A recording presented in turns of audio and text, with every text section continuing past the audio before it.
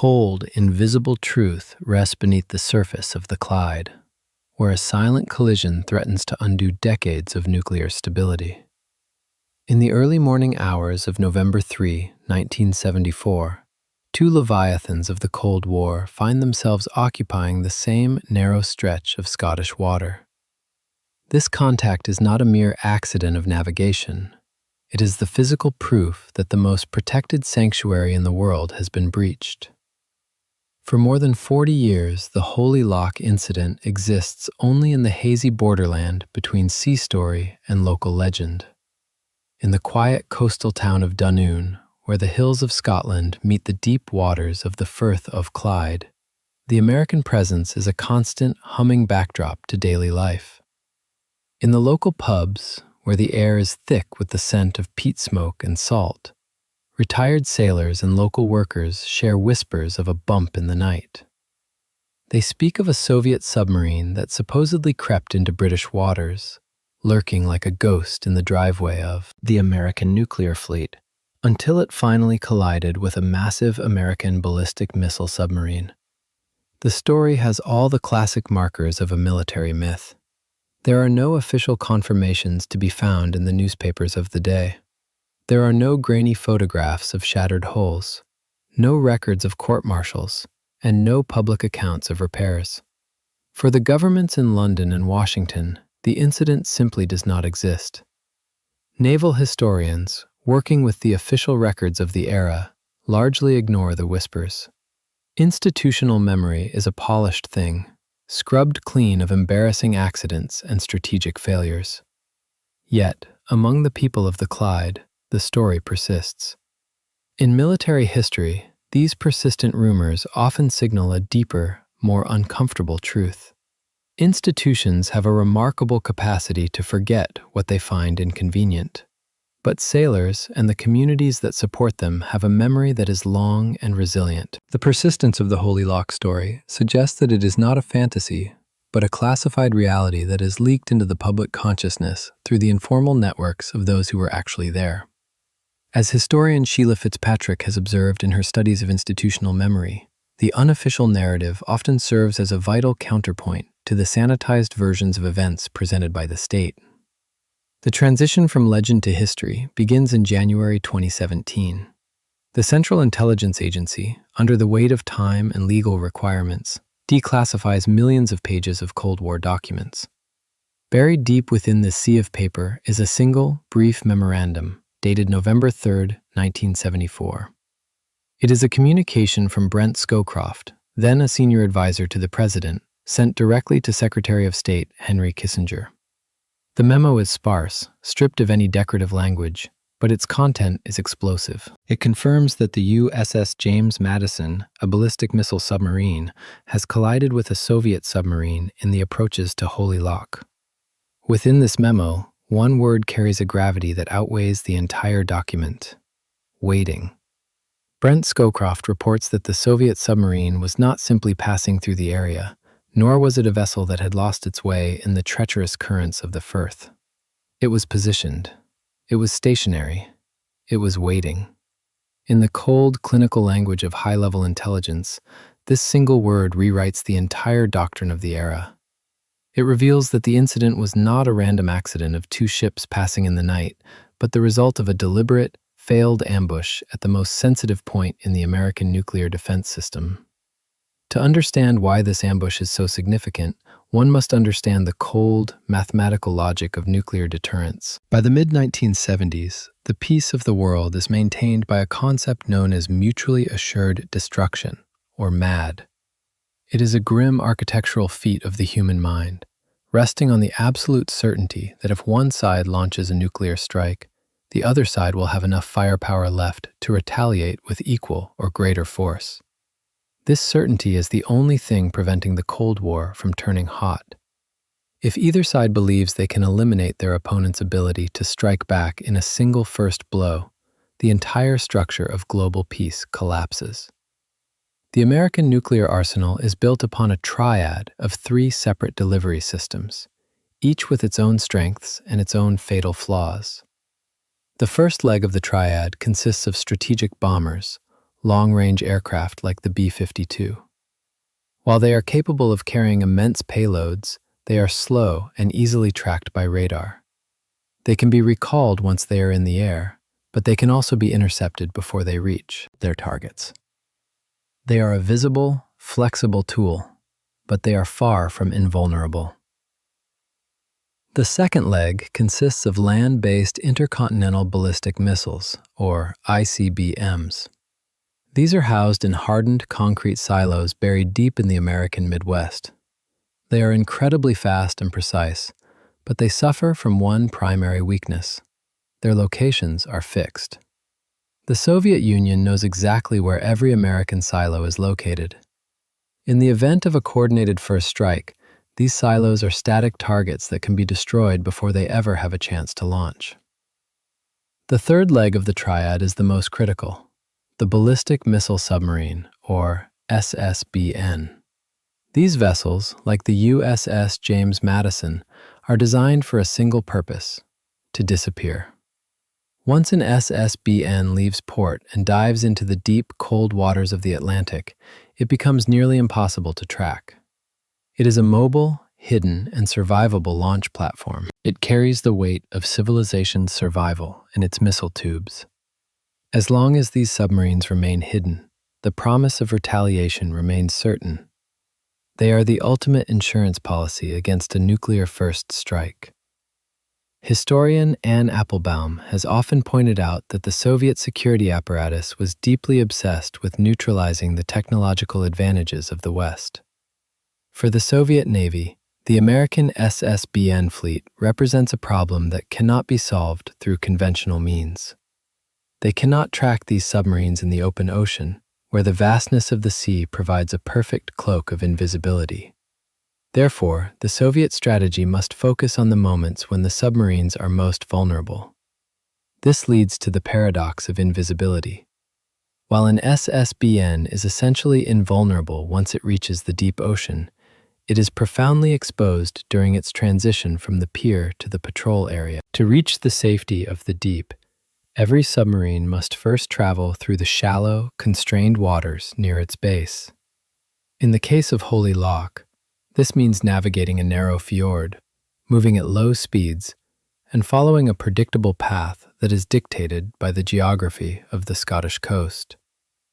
This transitional phase is the Achilles heel of nuclear deterrence. It is the moment when the hidden leg of the triad is forced to reveal itself. Every submarine leaving Holy Loch is like a person leaving their home and walking down a narrow driveway. For a few brief minutes, their path is entirely predictable. If an adversary knows where the driveway is, they don't need to search the entire world to find their target. They only need to sit at the end of the driveway and wait.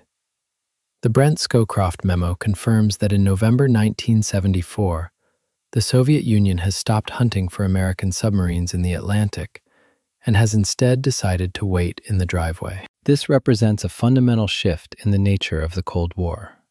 It is no longer a game of hide-and-seek across 3 million square miles of ocean. It is a game of ambush in a narrow Scottish loch. The waiting Soviet submarine is a physical manifestation of a Soviet doctrine that is no longer content with mutual vulnerability. They are exploring the possibility of neutralizing the American nuclear deterrent at its very source. As the USS James Madison prepares to depart the pier in early November, the crew is focused on the routine procedures of a long patrol. They check their systems, secure their hatches, and prepare to guide their massive vessel through the familiar waters of the Clyde. They believe they are moving in a sanctuary, protected by the sovereignty of a close ally and the sophisticated sensors of the Royal Navy. They are unaware that just beneath the waves, a Soviet Victor-class attack submarine is holding its position, its sonar operators listening to the rhythmic beat of the American propellers. The tension of this moment is grounded in the reality of the machinery. An SSBN, like the USS James Madison, is a massive vessel, displacing thousands of tons and carrying 16 Poseidon missiles, each tipped with multiple nuclear warheads. It is a slow, ponderous machine in shallow water. possessing the maneuverability of a large building. The Soviet submarine, by contrast, is a predator, faster, more agile, and designed specifically for the hunt. The two vessels are on a collision course that is dictated not by malice, but by the cold geometry of the fjord. The Holy Lock incident is the story of what happens when the abstract theories of nuclear deterrence meet the messy, physical reality of the ocean floor. It is a story that was buried by governments because it exposed a vulnerability that neither side wanted to admit. If the public had known in 1974 that a Soviet submarine had successfully ambushed an American nuclear missile carrier in British waters, the panic would have been seismic. It would have signaled that the invulnerable leg of the triad was compromised.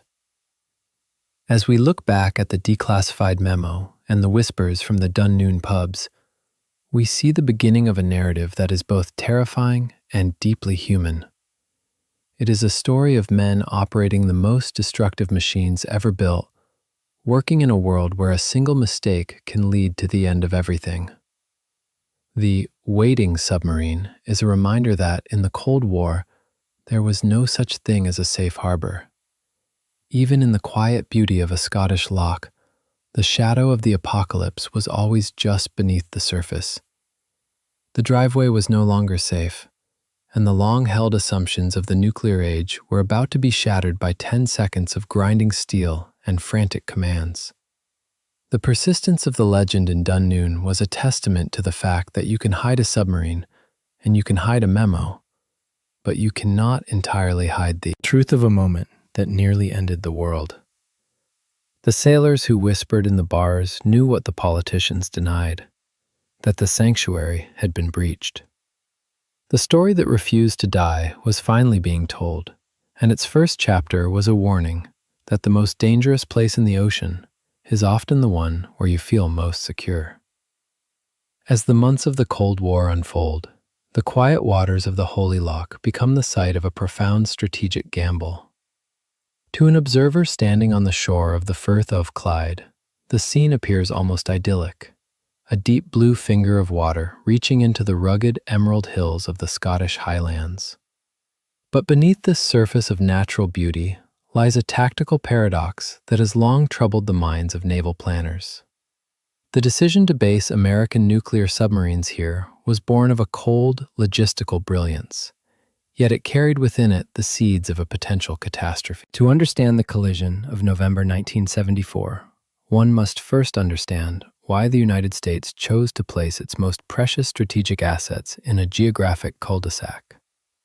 The logic behind the selection of Holy Loch is a masterpiece of efficiency. In the early 1960s, the primary challenge for the American submarine force was one of distance.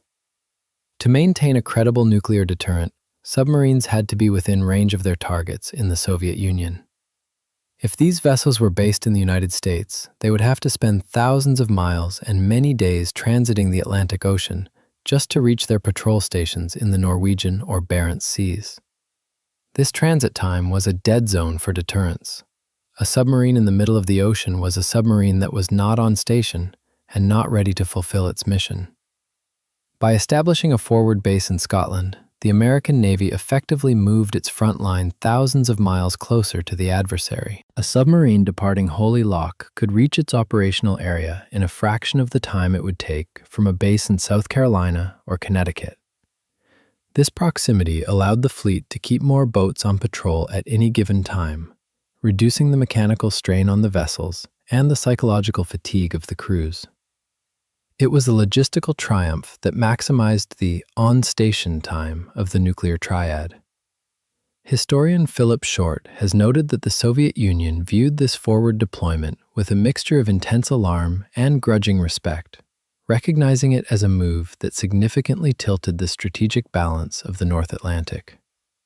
However, what made Holy Loch a logistical dream also made it a tactical nightmare.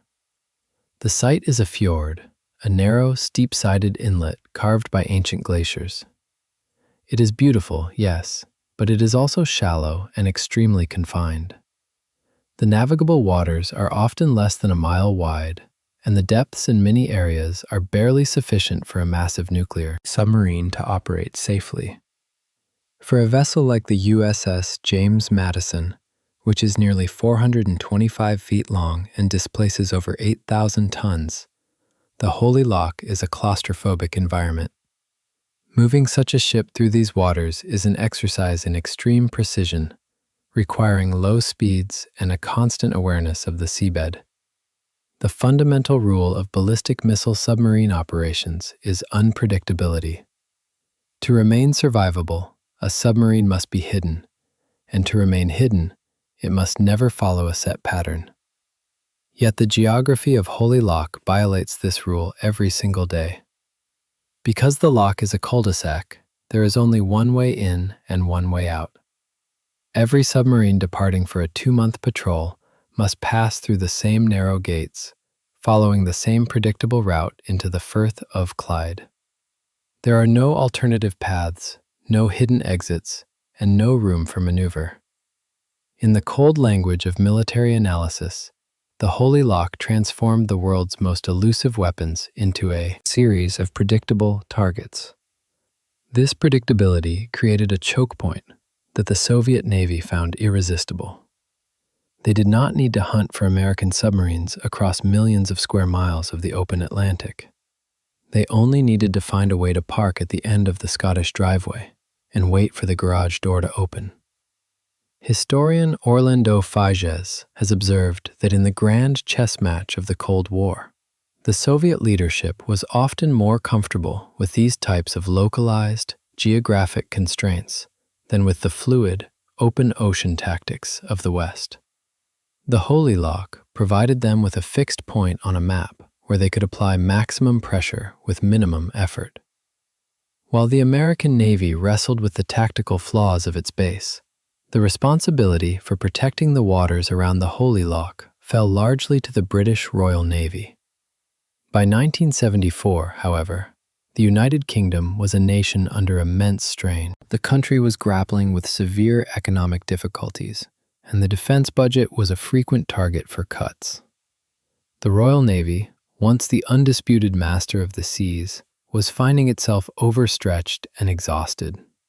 Its fleet of anti-submarine frigates and patrol aircraft was tasked with commitments that spanned the globe, from the Mediterranean to the Far East, leaving the home waters around Scotland increasingly vulnerable.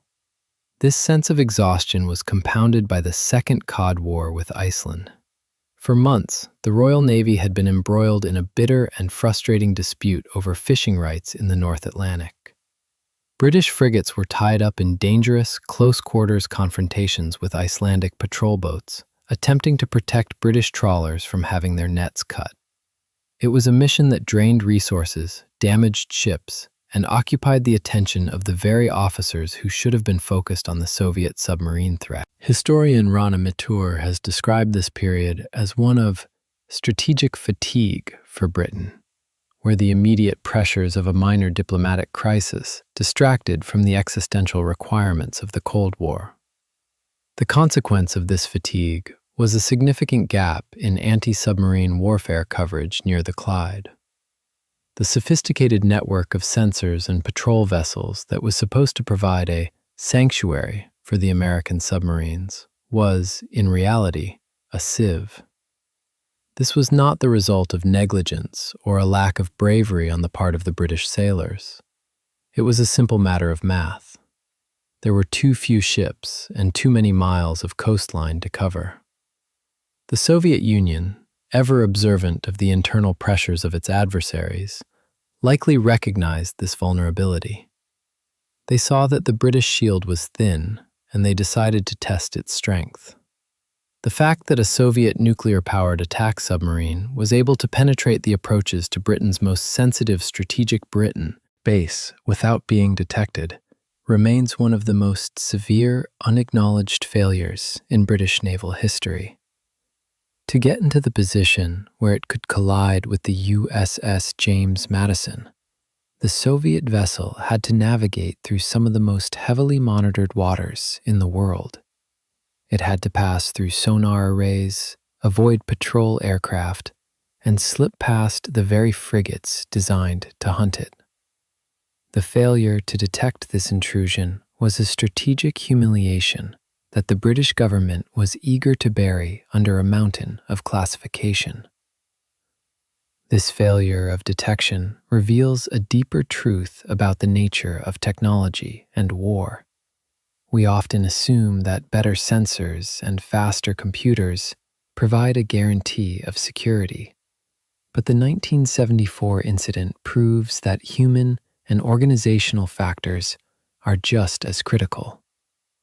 The Royal Navy in 1974 was an institution operating at the limit of its endurance, and in such a state, even the most advanced technology can be undermined by fatigue and a lack of focus. The Royal Navy gap was not just a gap in the water, it was a gap in the collective attention of the Western Alliance. Beneath the surface of the Clyde, the Soviet submarine, identified later as K-306, found an environment that favored the intruder.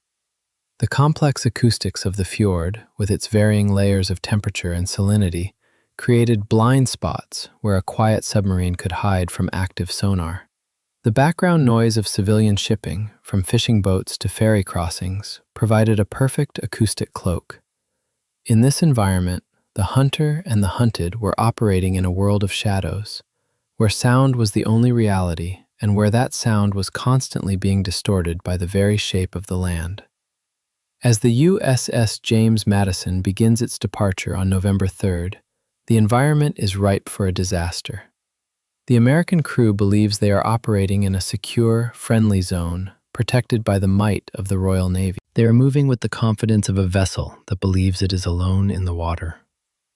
Meanwhile, the Soviet K-306 is holding its position, its crew perhaps sensing that they have achieved the impossible. They are sitting at the end of the driveway, waiting for the prize to emerge. The strategic compromise of Holy Loch is about to be tested in the most violent way imaginable. The irony of the situation is that the very brilliance of the logistical plan, forward basing in Scotland, created the condition for the tactical failure. By making the deterrent more efficient, the Navy had inadvertently made it more vulnerable. The logistical masterpiece had led directly to a geographic trap. In the high-stakes game of nuclear deterrence, where the margin for error is measured in seconds and inches, the Holy Loch had become the most dangerous place on Earth, not because of the missiles it housed, but because of the narrow, shallow water that led to them. Historian Anne Applebaum has noted that the history of the Cold War is often a history of narrow escapes and unacknowledged risks. The Holy Loch incident is perhaps the most striking example of this. It was a moment when the entire structure of Western security was revealed to be far more fragile than anyone dared to admit.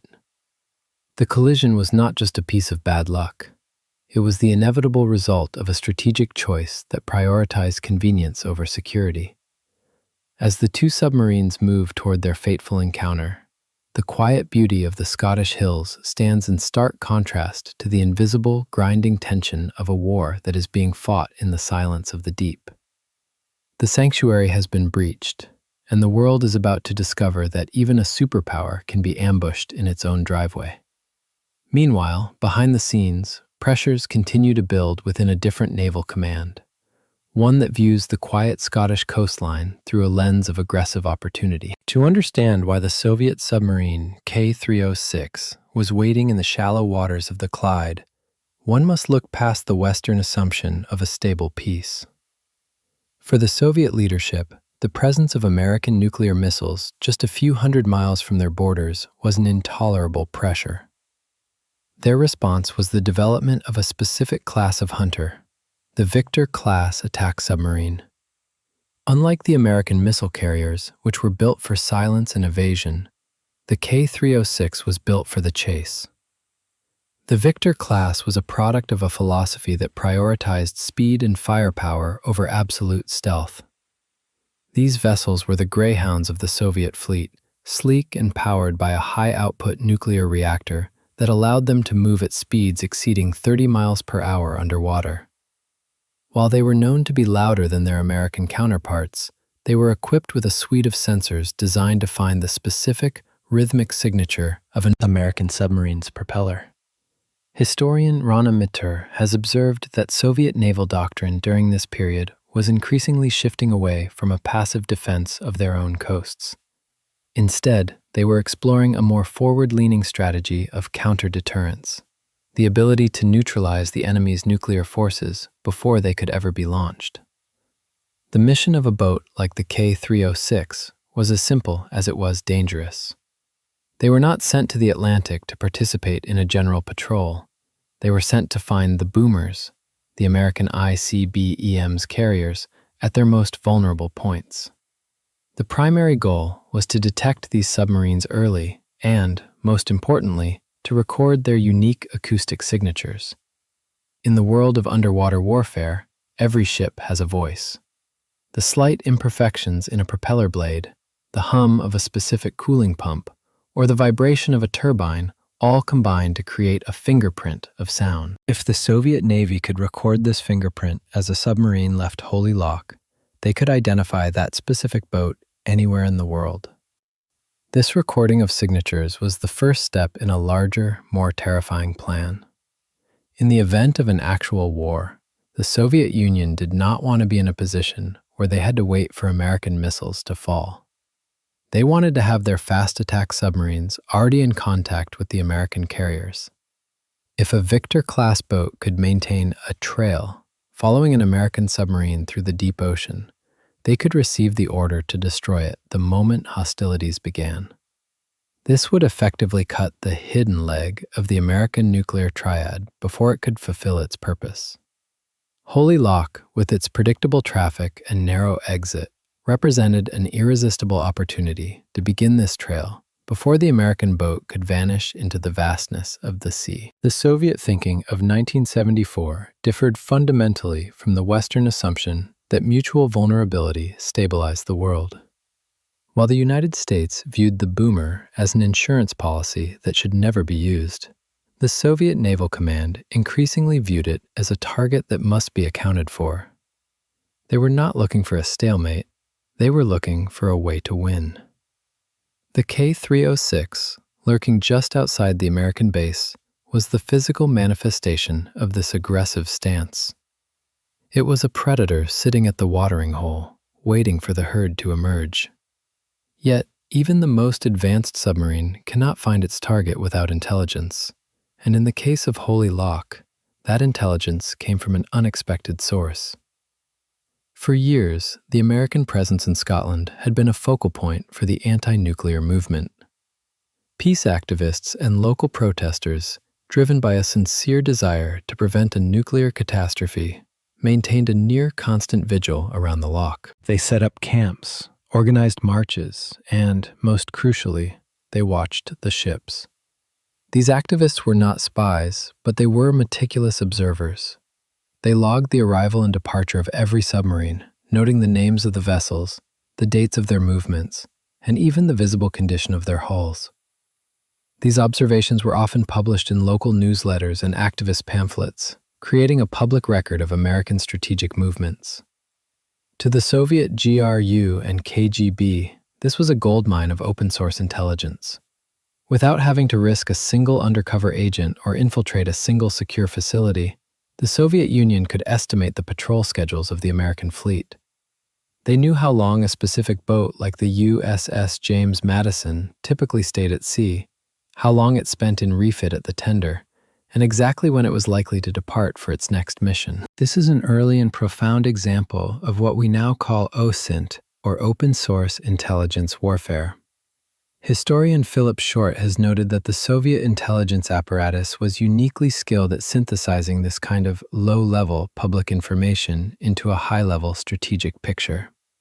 By monitoring the protest logs and local Scottish media, Soviet planners could coordinate the deployment of their attack submarines with remarkable precision. They didn't need to have a spy on the American tender. They only needed to listen to the people who were counting the submarines from the shore. The peace movement, in its effort to expose the dangers of nuclear weapons, had inadvertently provided the Soviet Navy with the timetable they needed to stage an ambush. The irony of this situation is heavy. The activists believed that by making the submarine base more visible, They were making the world safer by encouraging transparency. In reality, they were providing the data that allowed a Soviet hunter-killer to position itself in the exact spot where a collision was most likely to occur. The K-306 did not arrive at the mouth of the Clyde by chance. It arrived because the Soviet command had a high degree of confidence that a high-value target would be leaving the lock on or around November 3rd. The activists provided the schedule, and the Victor class provided the teeth. As the K-306 settles into its waiting position, the crew must manage a delicate balance of silence and awareness. To stay hidden from the British and American sonar arrays, they must keep their own machinery as quiet as possible, often hovering at a low depth or resting near the seabed.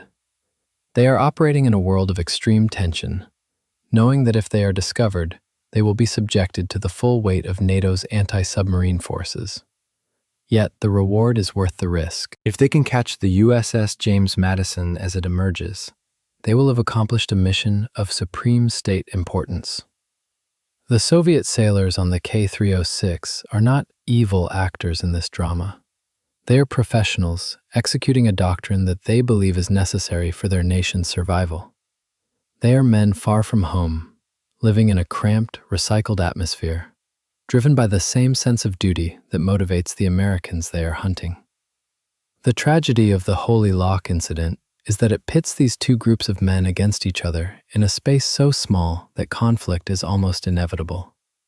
The Victor class was designed to be aggressive, to snag the trail of the enemy and never let go. In the confined waters of the Clyde, that aggression left no room for error. This convergence of aggressive Soviet doctrine and accidental civilian intelligence created a perfect storm. The K-306 was not just a submarine. It was a tool of a larger system that sought to undermine the very foundation of Western security. By the morning of November 3, the piece of the puzzle provided by the Danune protesters had been combined with the raw power of Soviet engineering. The Predator was in place, the schedule was known, and the target was beginning to move. The invisible war for acoustic dominance was about to become a physical struggle for survival. As the USS James Madison casts off its lines, the waiting submarine just a few miles away begins to sharpen its focus. The Soviet sonar operators, wearing heavy headphones in the dim red light of their compartment, hear the first faint disturbances of the water. They hear the hum of the American pumps and the slow, heavy beat of a massive propeller beginning to turn. For them, this is the moment of truth. They are not thinking about the apocalypse or the fate of Glasgow. They are thinking about the snag. They are preparing to move into the blind spot of the American giant, to record its voice and follow it into the deep. The failure of the Western powers to recognize this vulnerability, the fact that their most sensitive movements were being broadcast by their own citizens and watched by a waiting enemy, remains a sobering lesson in the nature of security.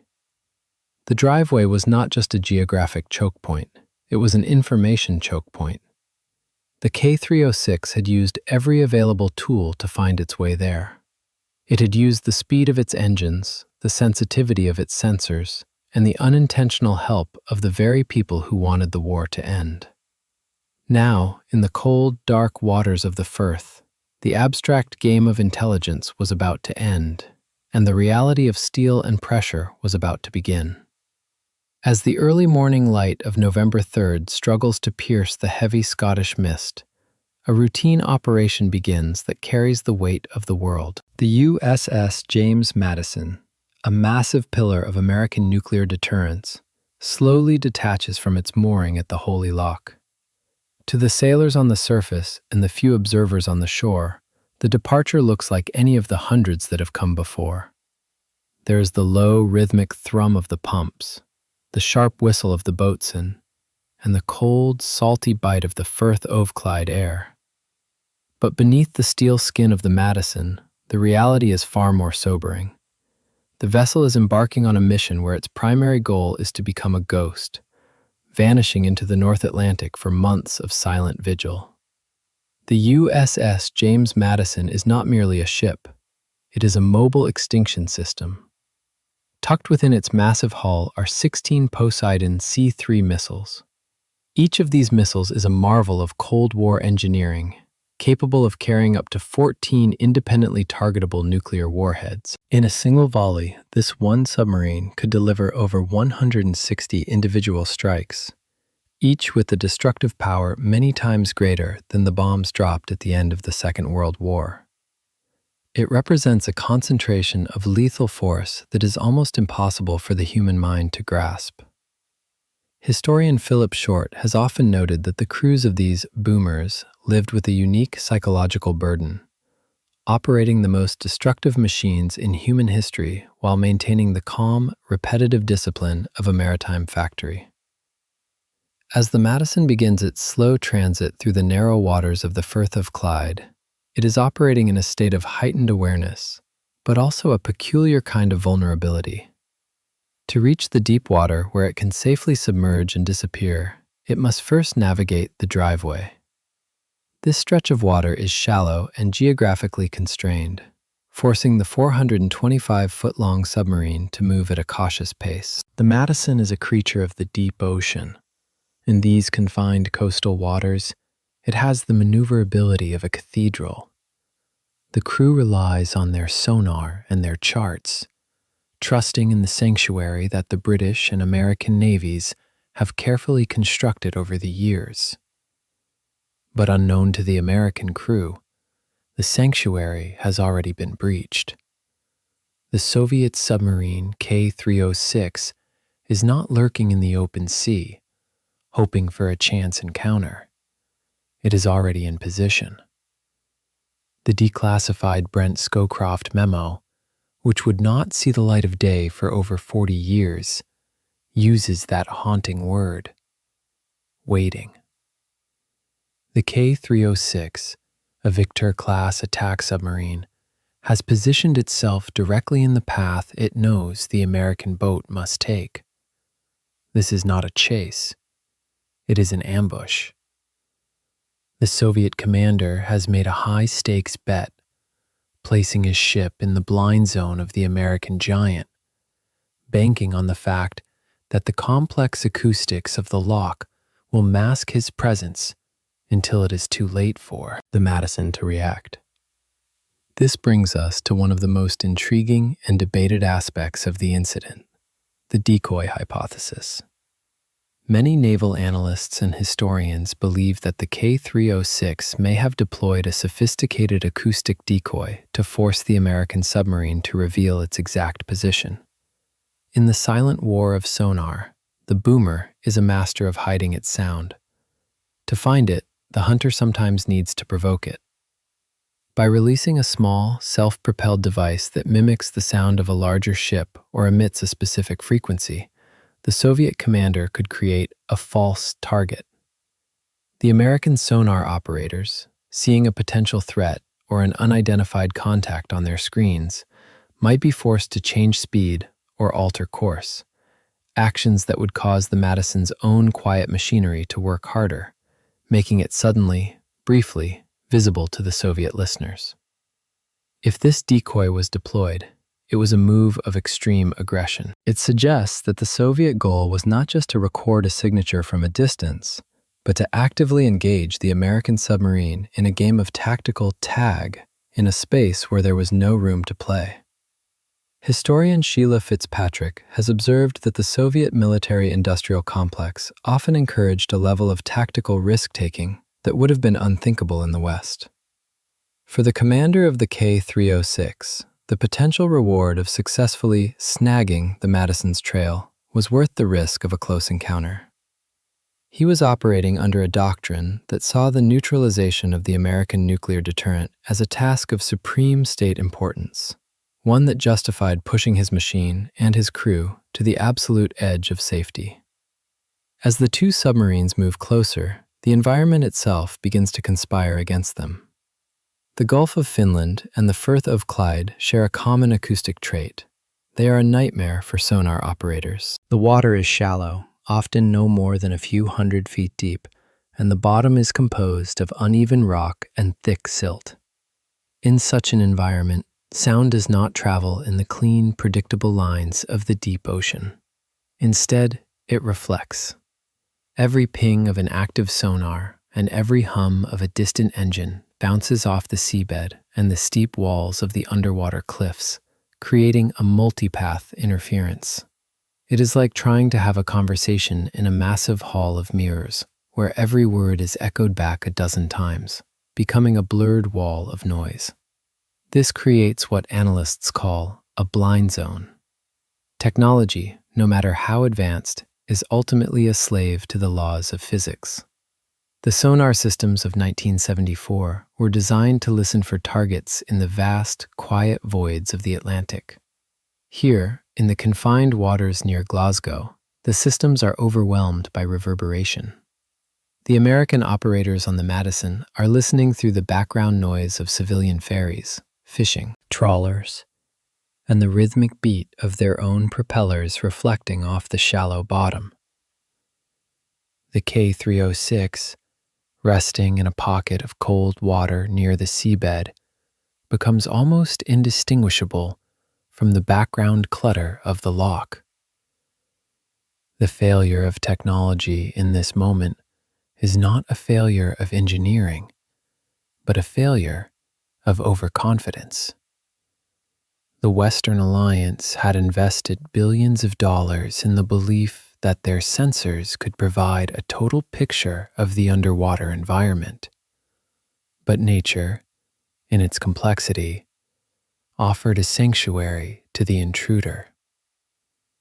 The blind zone was a physical reality that neither the Americans nor the British had fully accounted for in their defensive plans. It was a gap in the armor of deterrence, a place where a bold enemy could stand and remain unseen. The human perspective inside these steel tubes is one of intense, focused tension. On the Madison, the sonar operators sit in a dimly lit compartment, their eyes fixed on the glowing green sweeps of their displays. They wear heavy, padded headphones, straining to hear a single rhythmic pulse that doesn't belong. Every sound is analyzed, categorized, and filtered. But in the shallow water, the noise floor is high. They're looking for a ghost in a storm. Meanwhile, on the K-306, the tension is even higher. They are the intruders, operating deep within enemy-monitored waters. The Soviet sailors know that they are just a few miles from a major Western population center and one of the most heavily guarded military bases in the world. Every movement must be calculated. Every breath feels like it carries the weight of the mission. As the USS James Madison accelerates to its transit speed, the physical distance between the two submarines shrinks to a few thousand yards, then a few hundred. The American submarine is a massive, blind giant, its sensors struggling to make sense of the acoustic chaos around it. The Soviet submarine is a smaller, more agile predator, but it is also operating at the limits of its own awareness. The waiting K-306 is now so close that the laws of motion take over. In the confined space of the driveway, there is no longer time for subtle maneuvers or diplomatic retreats. Historian Philip Short notes that the Soviet Navy of the 1970s was a force in transition, moving from a coastal defense fleet to a global blue water power. This transition was marked by a series of aggressive encounters on the high seas. But the Holy Loch incident was something different. It was a penetration of the inner sanctum. The fact that the K-306 was even there was a catastrophic failure of the Allied anti-submarine screen. But as the two machines entered the most restricted part of the Firth, the failure of the screen was replaced by the failure of the technology itself. The blind zone had become a physical reality, a tunnel in the water where two of the most powerful machines ever built were moving toward each other in total digital darkness. The physics of the loch, with its varying layers of temperature and salinity, created a thermal layer that could trap sound, allowing a submarine to hide beneath it like a blanket. The K-306 likely utilized these layers to remain invisible to the American and British surface ships. But as the Madison passed through the same area, the thermal layers were disrupted by the massive displacement of the submarine's hull. The environment was no longer a stable protector. It was a swirling, chaotic mess of pressure and sound. The very acts the submarines took to remain hidden were now contributing to the confusion that would lead to their collision. As we look back at those final minutes before the impact, we see a moment where the grand strategies of nations were reduced to the sensory perceptions of a few dozen men in cramped, windowless rooms. The logic of the nuclear triad and the certainty of deterrence were useless in the face of acoustic reverberation and the narrow geography of a Scottish fjord. The machines were entering a blind zone from which there would be no easy exit. The driveway had become a trap, and the two Leviathans were now only seconds away from a contact that would shatter the official silence of the Cold War. The Madison moves forward, its 16 missiles poised in their tubes, its crew unaware that they are about to strike a wall of Soviet steel. The K-306 holds its breath, its commander perhaps realizing too late that the American boat is not following the path he expected. In the silence of the deep, the only thing remaining is the relentless mechanical momentum of the ships. The waiting was over. The collision was now a physical inevitability, a grinding, violent intersection of two worlds that were never supposed to touch. The most dangerous place in the ocean was no longer a theoretical concept. It was the few inches of water remaining between the bow of a Victor class and the flank of a USS James Madison. But beneath the surface, subtle changes are already shaping the final moments of peace as the two Leviathans of the Cold War enter a space where physics overrides diplomacy. At the mouth of the Holy Loch, the silent, acoustic world of the submarines is suddenly replaced by the violent, grinding reality of a physical collision. The impact is not a thunderous explosion, but a series of screeching, metallic groans that vibrate through the hulls of both vessels, a sound that the crews will later describe as the most terrifying of their lives. In the span of just 10 seconds, the invisible war becomes a very visible, very physical disaster. The mechanics of the collision are a result of the narrow geography and the tactical positioning of the Soviet intruder. The K-306, the Victor-class attack submarine, is positioned at an angle to the path of the departing American boat.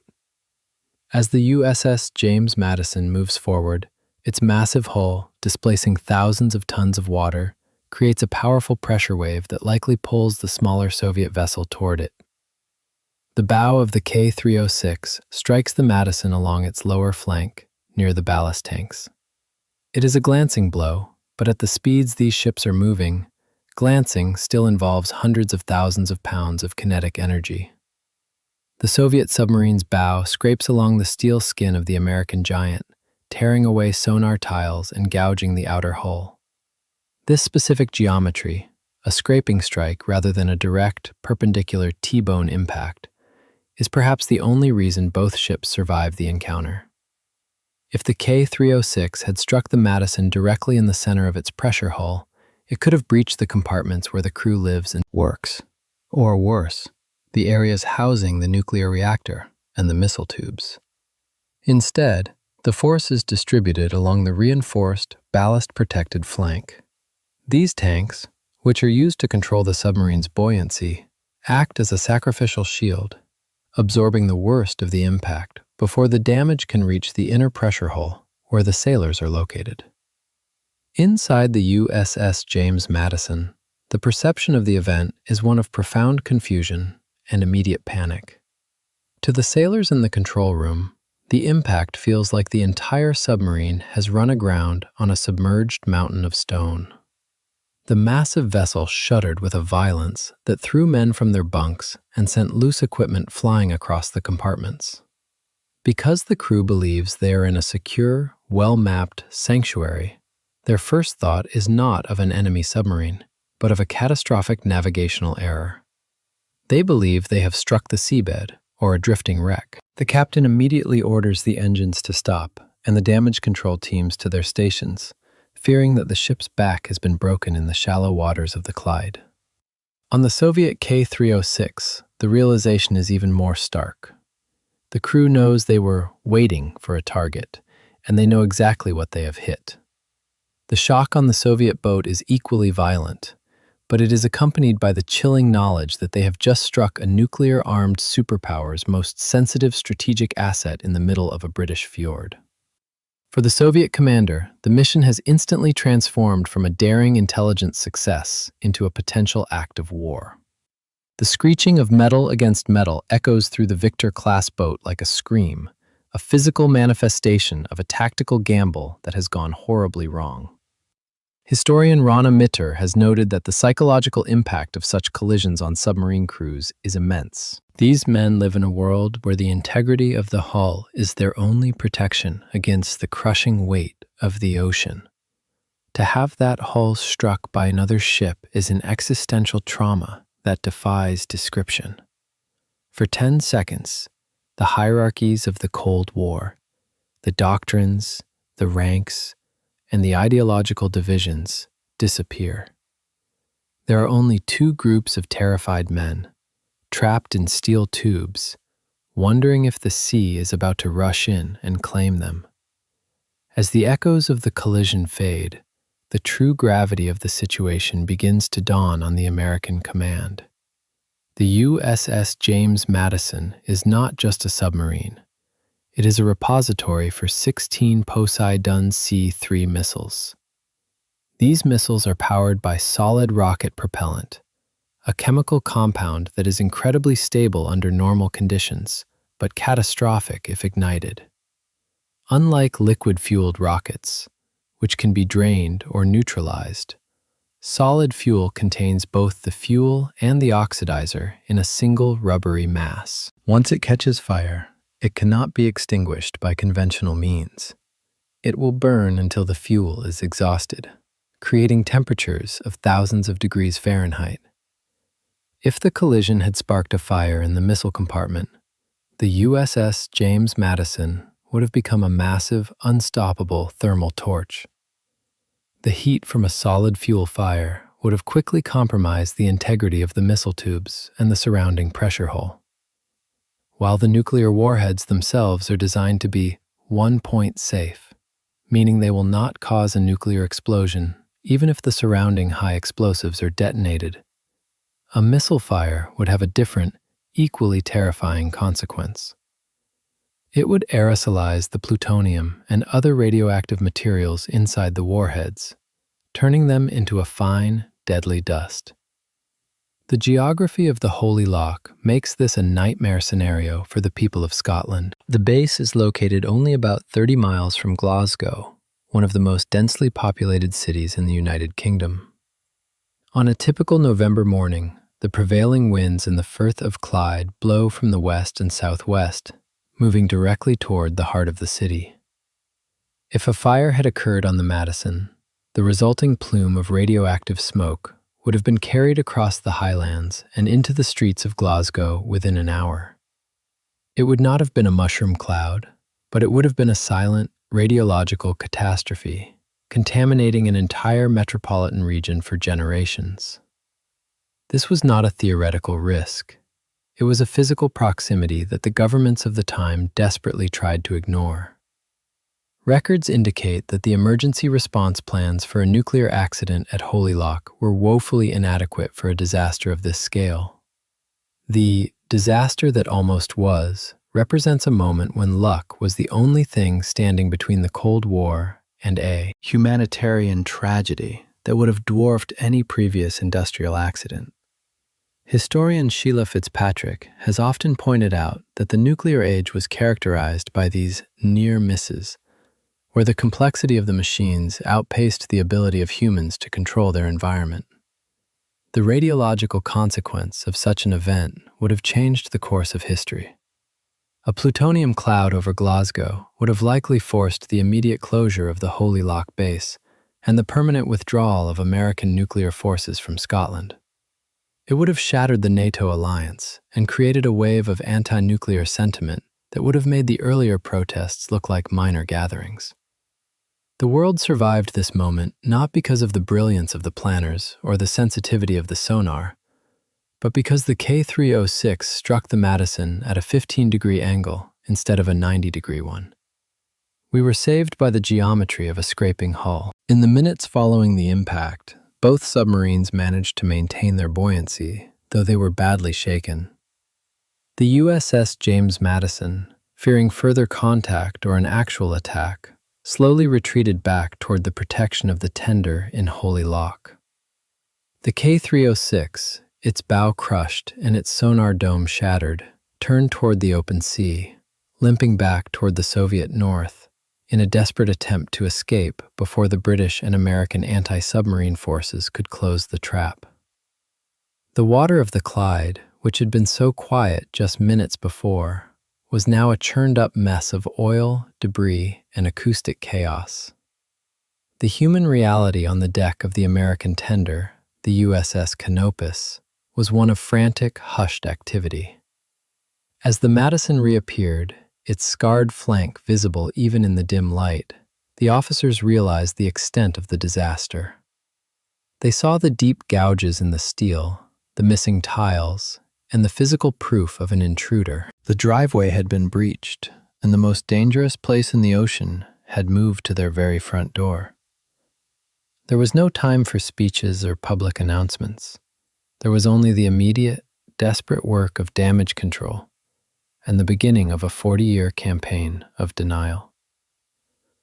The collision was a 10-second event that exposed the fundamental fragility of the entire nuclear deterrent system. It proved that no matter how many billions were spent on invulnerability, the system was still vulnerable to the simple reality of proximity and miscalculation.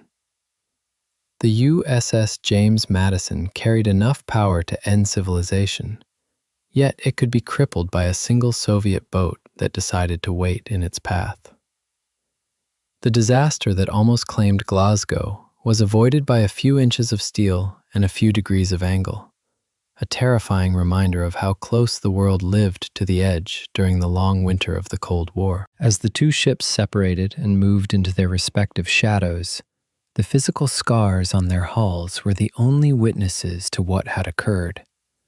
To the people of Dunoon and the activists on the shore, the night had been quiet, perhaps marked only by a distant, unexplained sound over the water.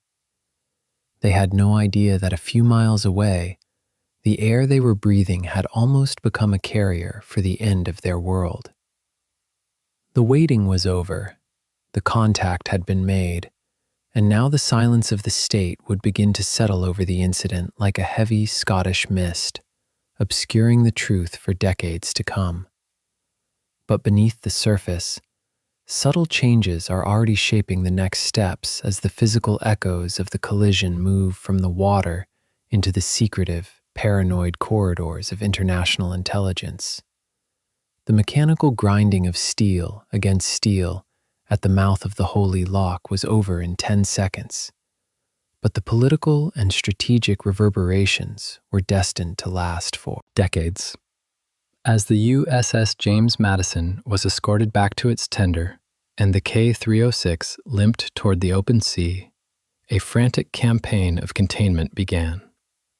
In the high-stakes world of nuclear deterrence, the truth is often more dangerous than the accident itself, and both the United States and the United Kingdom immediately moved to bury the event under a mountain of classification.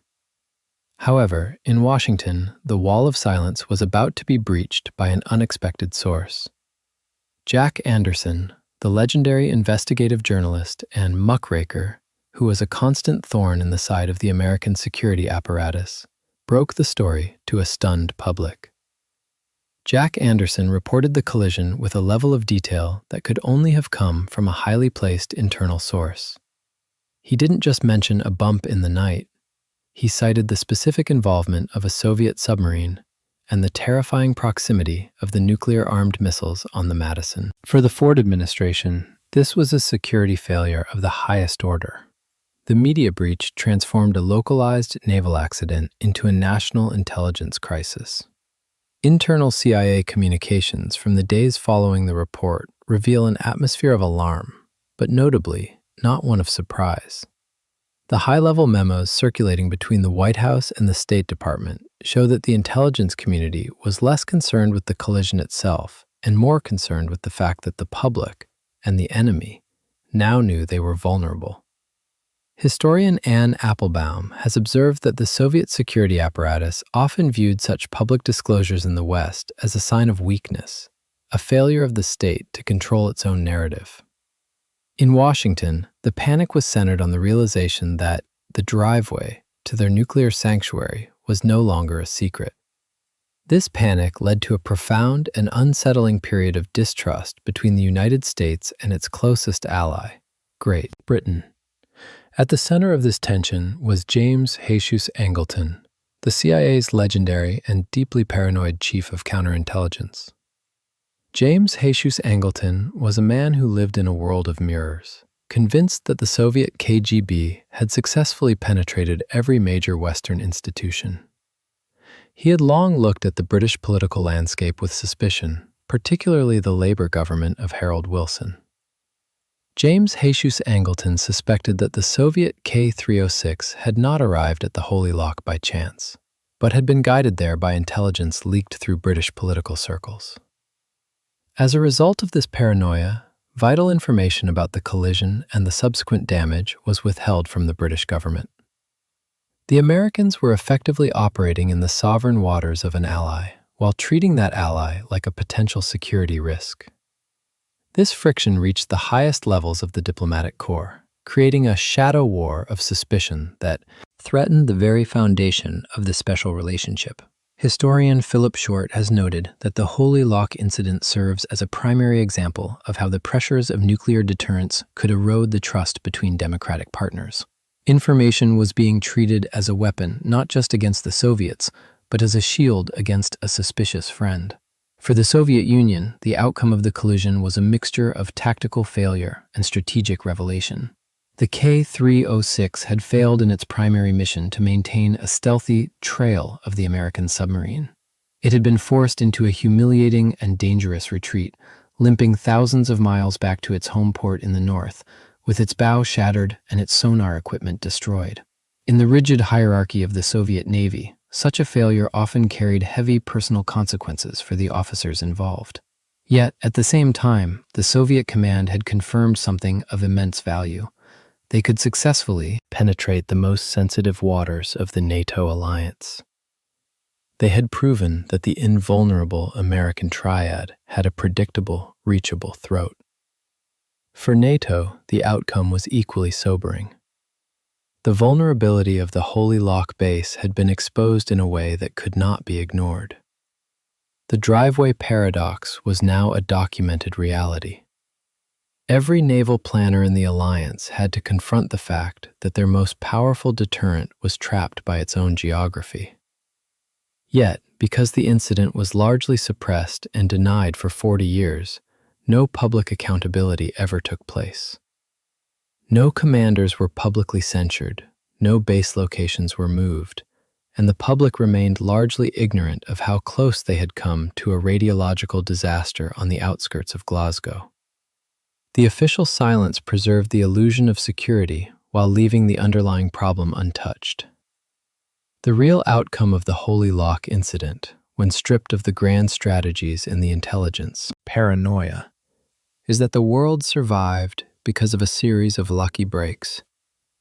We survived because of the specific angle of the impact, the prevailing weather conditions, and the professional discipline of the crews who managed to keep their damaged ships afloat. It was a victory of luck over logic. Geometry and chance intervened where technology and diplomacy had failed. Historian Orlando Figes has reflected that the history of the late 20th century is often defined by these silent escapes, moments where the entire human project hung by a thread, and that thread held only by the narrowest of margins. The Holy Lock incident teaches one final, brutal lesson about the nature of the nuclear age. It teaches us that catastrophe does not require malice or a deliberate desire for war. It does not require a madman's finger on a button or a grand ideological crusade. It only requires proximity, a single miscalculation, and 10 seconds of blindness in a confined space. In the deep ocean, there is room for error. In the driveway, there is none.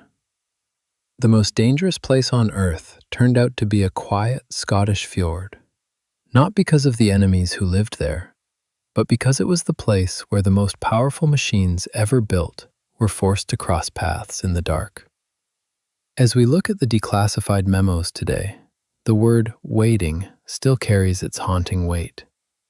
It is a reminder that the Cold War was not just a period of high-level diplomacy, but a constant, grinding struggle of physical presence.